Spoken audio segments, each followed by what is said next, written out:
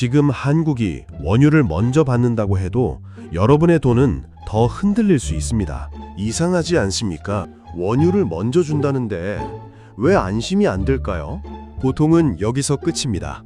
한국이 먼저 받는다. 그러면 살았다고 생각합니다. 그런데 지금은 그 상식이 오히려 여러분을 방심하게 만들 수 있습니다. 여러분이 실제로 맞게 될 충격은 원유가 아예 안 들어오느냐가 아닐 수 있습니다.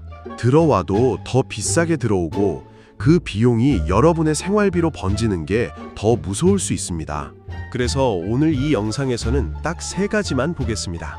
왜 한국이 원유 1순위라는 말이 희망처럼 들리는지, 그런데 왜 그걸로 안심하면 안 되는지, 결국 여러분의 돈에서 어디가 먼저 흔들릴지 이 3가지를 끝까지 연결해 보겠습니다. 사람들은 여기서 많이 놓칩니다.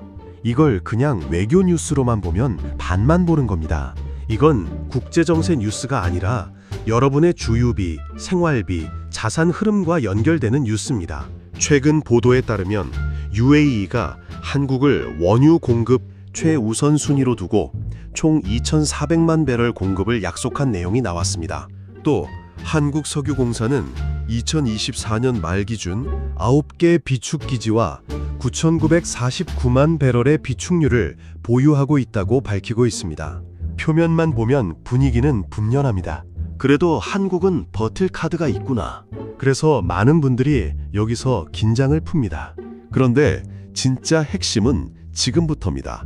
한국은 원유 수입의 약 70%를 중동에 의존하고 있고 그 물량의 상당 부분이 호르무즈 해협을 지납니다. 여기서 여러분이 바로 봐야 할 건 공급선이 아니라 길목입니다. 왜냐하면 원유는 있어도 길이 흔들리면 가격이 뜁니다. 그리고 가격이 뛰면 그 다음부터는 여러분의 생활비 문제가 됩니다. 여러분, 이 차이가 정말 중요합니다. 시장이라는 건 단순하지 않습니다. 있다 없다로만 움직이지 않습니다.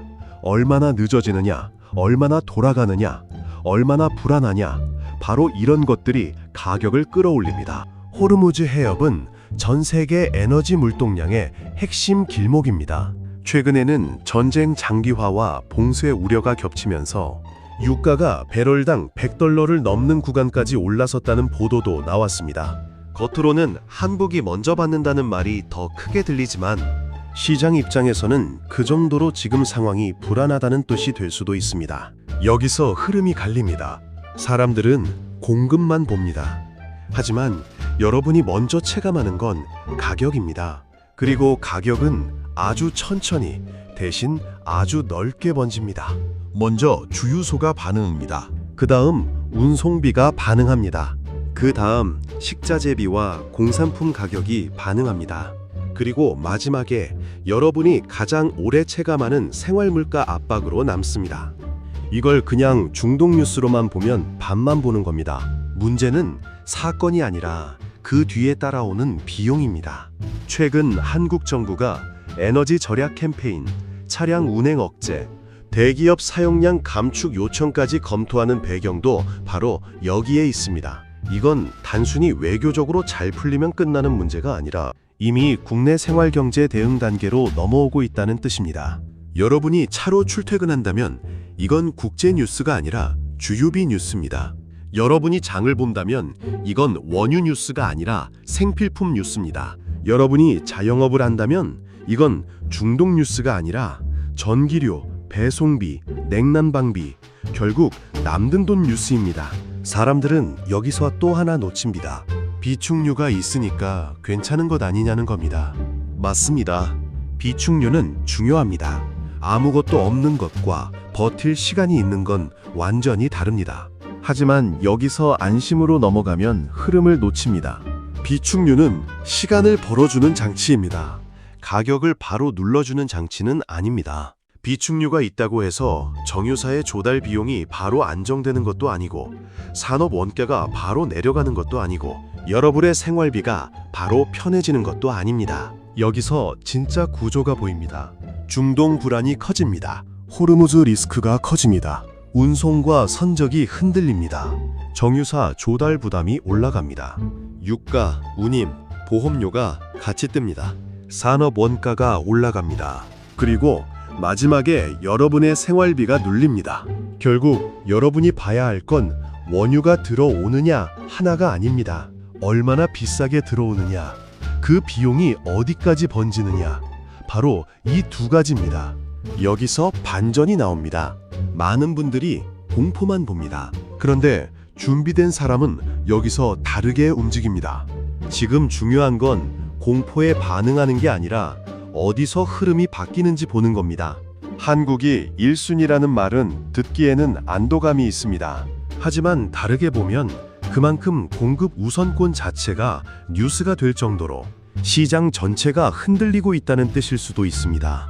즉, 이 뉴스의 표면은 한국이 챙김받았다입니다. 그런데 그 아래 진짜 메시지는 그만큼 상황이 정상은 아니다입니다. 여러분, 여기서 시선이 바뀌어야 합니다. 이걸 한국이 살았다로만 받아들이면 다음 장면에서 당황하게 됩니다. 왜 기름값이 안 내려가지? 왜 생활 물가가 다시 불안하지? 왜 기업 마진이 흔들리지? 왜 항공, 화학, 유통, 정유 업종이 예민해지지? 왜 환율 이야기까지 같이 나오지? 이게 이상한 게 아닙니다. 원래 에너지 충격은 그렇게 번집니다. 최근에는 한국이 중동 의존도를 낮추기 위해 러시아산 원유와 나프타 재도입 가능성까지 검토하고 공급망 안정 대책도 논의하고 있다는 보도도 나왔습니다. 이건 정부와 산업계가 이번 상황을 단순 이벤트가 아니라 구조적인 에너지 리스크로 보고 있다는 뜻입니다. 진짜 핵심은 따로 있습니다. 이번 이슈는 공급 위기처럼 보이지만 여러분이 봐야 할 건 비용 전가 구조입니다. 그리고 그 비용 전가 구조를 먼저 보는 사람이 다음 움직임을 덜 늦게 봅니다. 그러면 지금 당장 여러분이 봐야 할 건 무엇일까요? 첫째, 국제 유가입니다.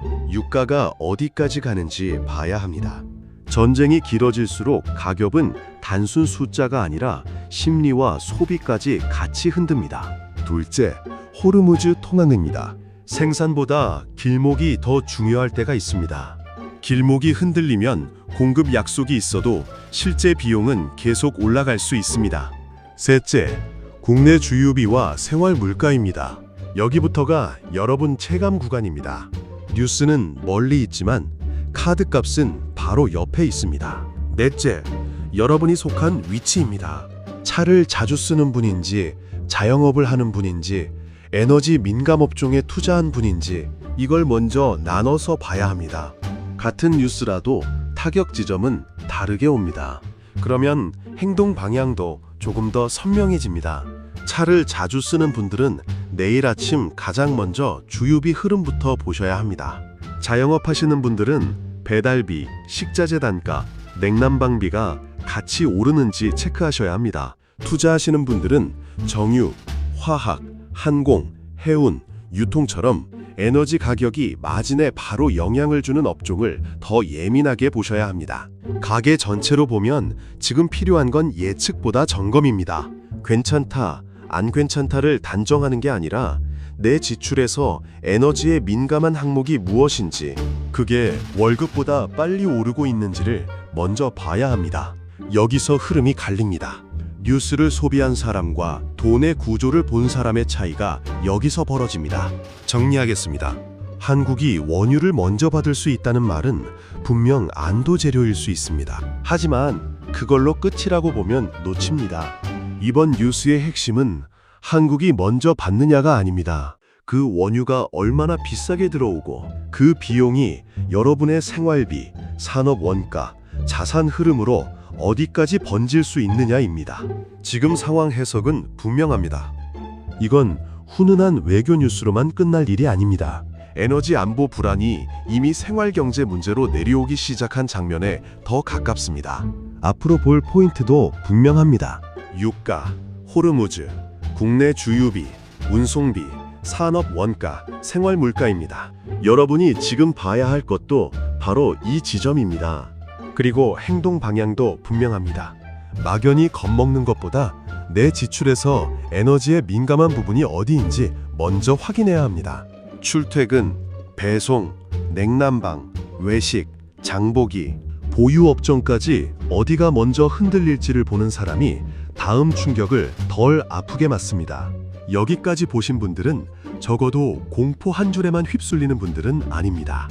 남들이 제목만 보고 지나갈 때 여러분은 그 뒤에 붙는 비용과 구조를 보고 계십니다. 바로 이런 태도가 결국 여러분의 돈을 지키는 힘이 됩니다. 앞으로도 이런 흐름은 함께 계속 체크하셔야 합니다. 저도 중요한 변화만 더 쉽게, 더 빠르게 정리해드리겠습니다. 댓글로 남겨주세요. 여러분은 이번 이슈에서 가장 먼저 흔들릴 것 같은 게 무엇이라고 보십니까? 주유비입니까? 생활 물가입니까? 자영업 비용입니까? 아니면 관련 업종과 자산 흐름입니까? 그리고 여러분이라면 지금 가장 먼저 무엇부터 점검하실 건지도 같이 남겨주세요. 영상이 도움되셨다면 구독과 좋아요, 알림 설정까지 부탁드립니다. 이 채널은 앞으로도 뉴스 한 줄이 아니라 여러분의 돈이 먼저 흔들리는 지점을 같이 보는 채널로 가겠습니다.